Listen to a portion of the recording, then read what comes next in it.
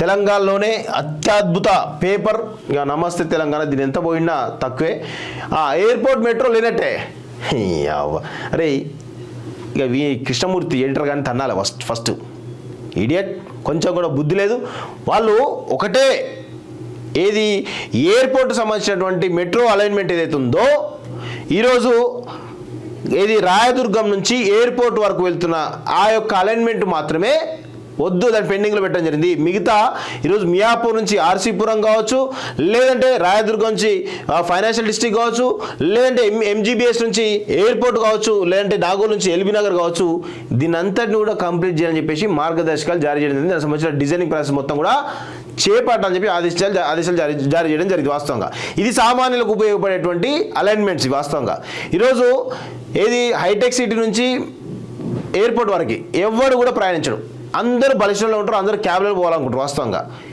కానీ ఈరోజు అక్కడ ఆ క్యారిడార్ దగ్గర మై హోమ్ రామేశ్వరరావు ప్రతిమయి, లేదంటే వాడు వెంకటరామరెడ్డి ఎమ్మెల్సీ ఆ ల్యాండ్స్ ఏవైతే ఉన్నాయో ఇవన్నీ వాళ్ళ ల్యాండ్స్ 100,000 ఎకరాల భూములు ఉన్నాయి. కాబట్టి ఆ భూముల ధరలు ఎక్కడ రావడానికి మెట్రో అలైన్మెంట్ పెట్టారని చెప్పేసి విషయం ఈరోజు ఆనాడే మేము చెప్పినాం. అది వాస్తవమే కదా.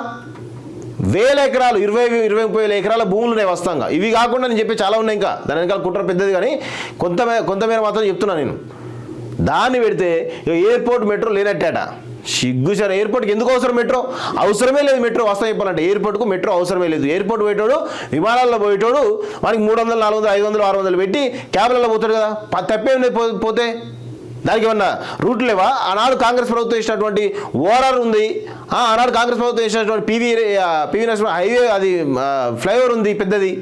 ఈజీగా అరగంట సిటీలో ఎక్కడి నుంచి అయినా కానీ అరగంట నుంచి 40 నిమిషాల్లో పోవచ్చు. దానిలో ఎవరికి కూడా అభ్యంతరాలు లేవు వాస్తవంగా.